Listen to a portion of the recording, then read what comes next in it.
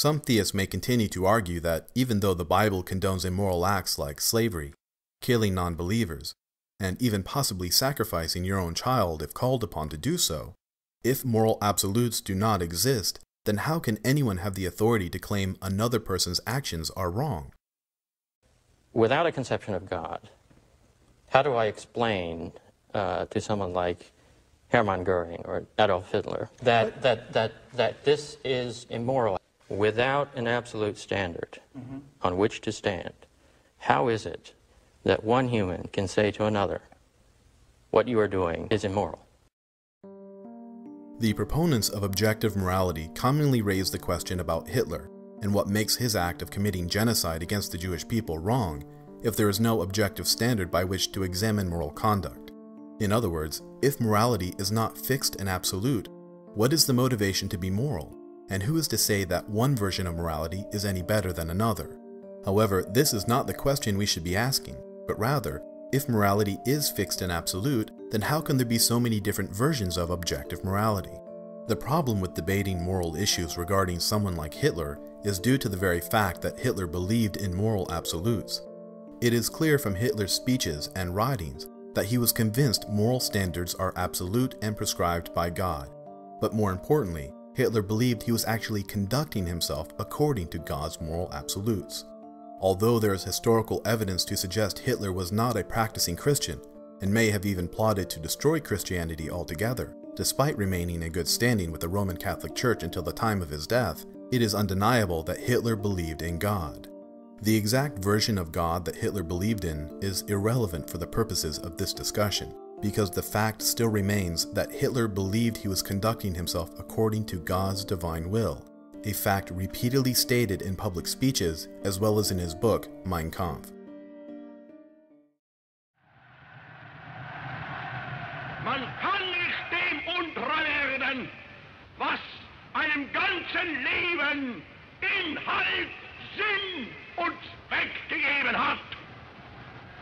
Es wird nicht so etwas aus nichts, wenn diesem Werden nicht ein großer Befehl zugrunde liegt.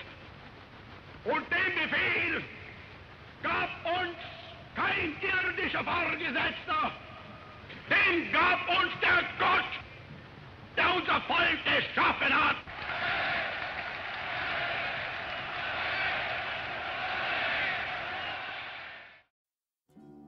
What we have to fight for is the necessary security for the existence and increase of our race and people, the subsistence of his children, and the maintenance of our racial stock unmixed, the freedom and independence of the fatherland, so that our people may be enabled to fulfill the mission assigned to it by the Creator.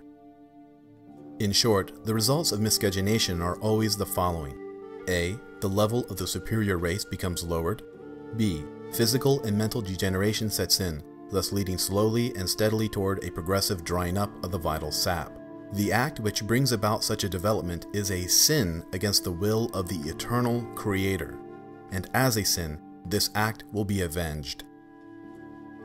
I believe today that my conduct is in accordance with the will of the Almighty Creator.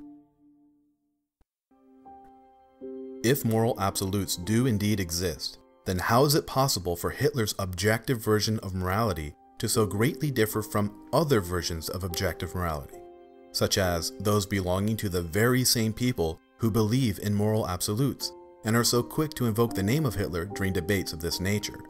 Even if moral absolutes could exist, it would be pointless to believe that they do, because it is utterly impossible to know with any certainty exactly what those moral absolutes are. The simple fact that different versions of objective morality can even exist in the first place renders a belief in moral absolutes meaningless.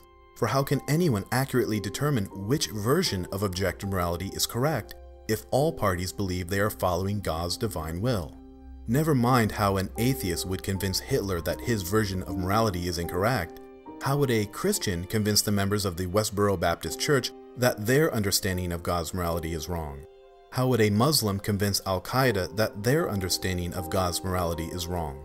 In fact, how could someone belonging to any religion convince the members of an opposing belief system that their understanding of divine morality is wrong? Because you cannot ask God which version is correct, because you cannot use absolute morality to infer anything beyond what you personally believe God states is right or wrong, any hope for honest debate is lost.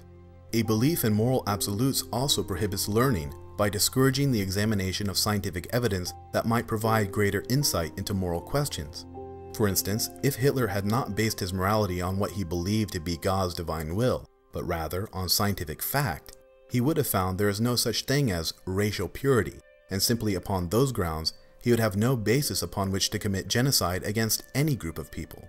Similarly, science has revealed that homosexuality is determined before one's birth, and is not a choice as was once commonly believed. Therefore, the United States should afford gays the same rights as every other tax-paying American citizen. Without the judge's ability to uphold laws, and the legislature to shape public policy based on new evidence and changing cultural perceptions, we would still have social injustices like slavery. Women would be unable to vote, and it would still be illegal for interracial couples to have a relationship. Indeed, if they could have their way, this is the kind of bigoted society many monotheists would like to return to. Hi, my name is Charlie, and I'm voting against the 3 judges. If homosexual marriage is okay, then why can't I have a harem? And if they say what's good and whatever they feel like saying is okay, then why can't I pick up a gun and kill somebody? All these questions of philosophy and morality and religion and faith and political values, they all boil down to the answer to a single question, and that is, do you or do you not believe that an external agent was required to start life? If there was no such thing as God required to start life, then there's no reason to be accountable to anything for anything, and so you get all kinds of bad behaviors that stem from who's got the most power. But if you think that there is a God that created life, then you are accountable and you should act that way, including these judges. Thank you. Absolute morality leaves no room for debate and no leeway to accommodate society's changing perceptions about moral and social issues.